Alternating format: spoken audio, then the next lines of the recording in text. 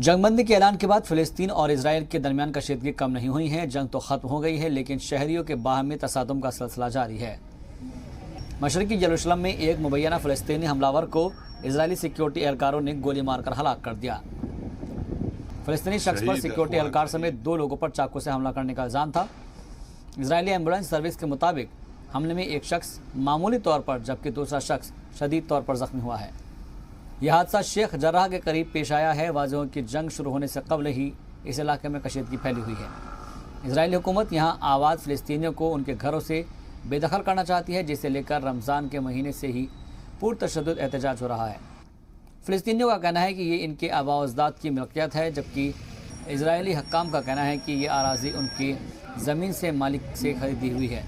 ये मामला Israeli supreme court में ज़ेर समाअत है। इससे कबल मस्जिद अक्सा के अहाते में भी इजरायली सिक्योरिटी फोर्स और मकामी अरब बाशिंदों के दरमियान झड़प हुई थी।